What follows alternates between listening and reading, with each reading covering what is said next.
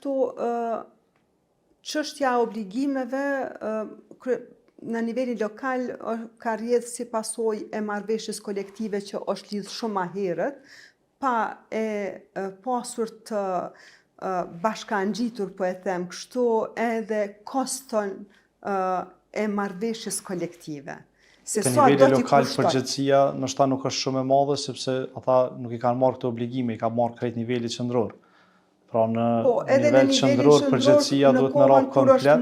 Në kohën kur është marrë, ato nuk janë ekzekutuar në kohën kur është marrë, pavarësisht që marrëveshja kolektive është lidhur në 2015-2017 nëse nuk gaboj në atë kohë.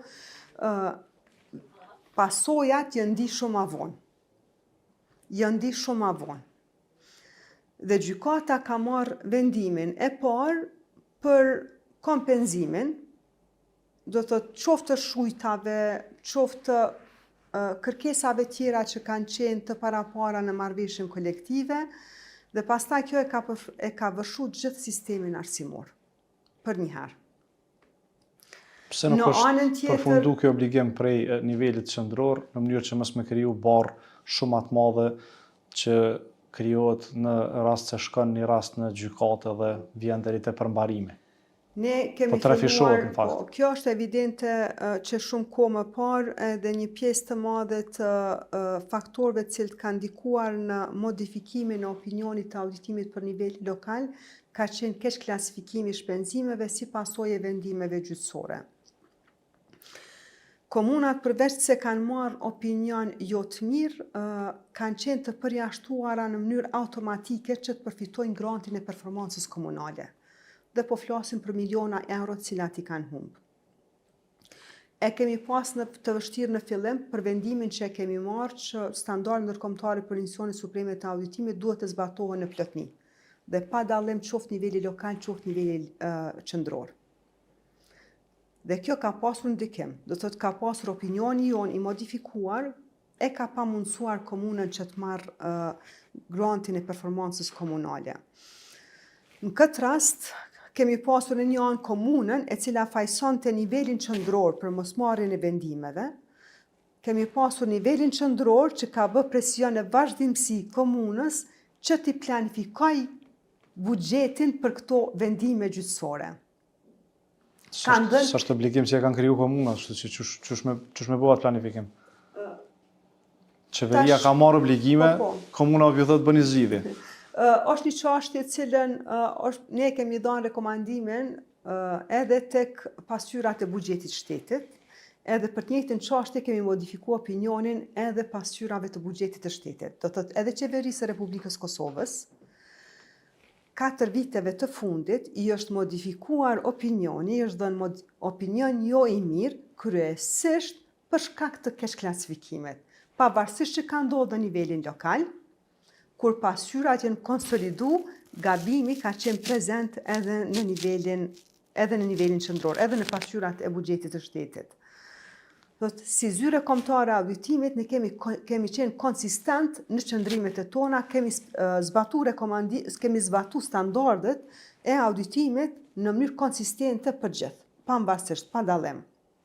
Dhe kemi dhënë një rekomandim për qeverinë që ta zgjidhë këtë situatë duke planifikuar buxhetin.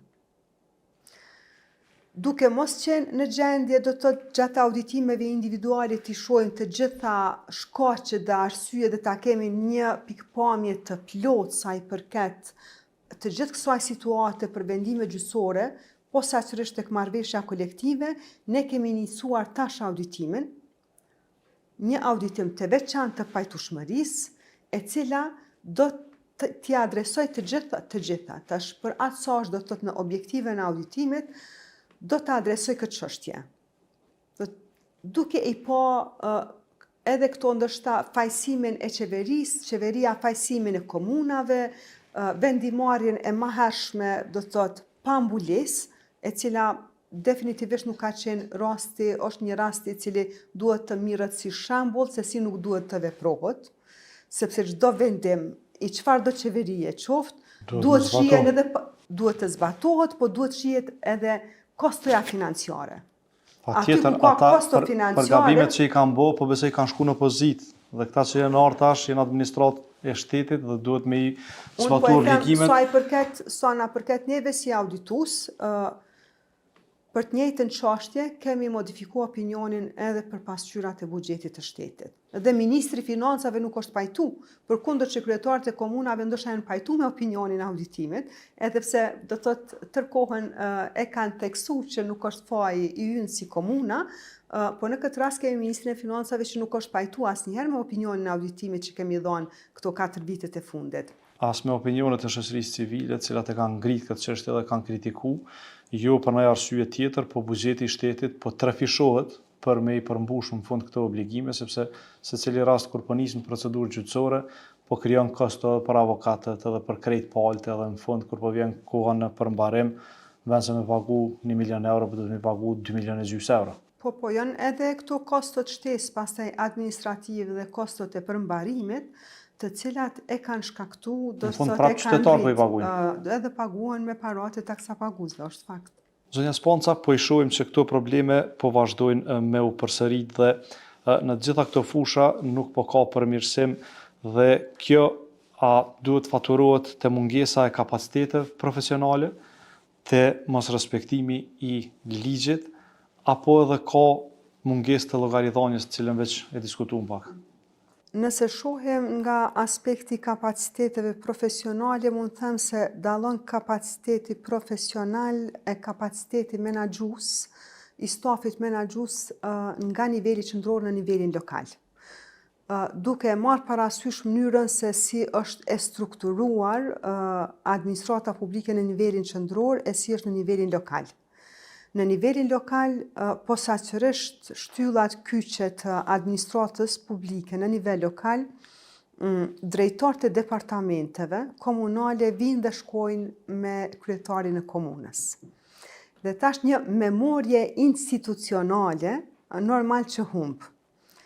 Dhe drejtuesve të ri të nivelit lokal i duhet kohë, e mos flasim tash nëse drejtuesit e nivelit lokal të departamenteve përkatëse janë të fushës dhe me përvojën dhe ekspertizën e duhur dhe kualifikimin e duhur. Dhe kjo pastaj derisa do të thotë zyrtarët e tillë apo drejtuesit e tillë kyçën në rrjedhat të administratës publike e merr një kohë. Puna apo aktivitetet e një kryetarit komunës mund të ndryshojnë edhe në nivelin e njëjtë nëse e shohim me ministrin. Ministri është politikbërës, përderisa e ka një hallk më poshtë, e ka sekretarin e përgjithshëm, i cili është përgjegjës për menaxhimin financiar dhe kontrollin e organizatës.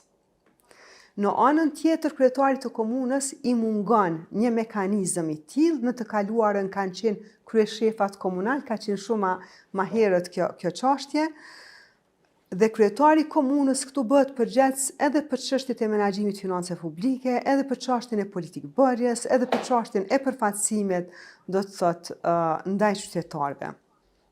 Dhe angazhimi dhe pa mundësia ndoshta që kryetari i komunës t'i kontrolloj dhe t'jetë në dijeni për të gjitha, posaçërisht në komunat e mëdha, është më problematike.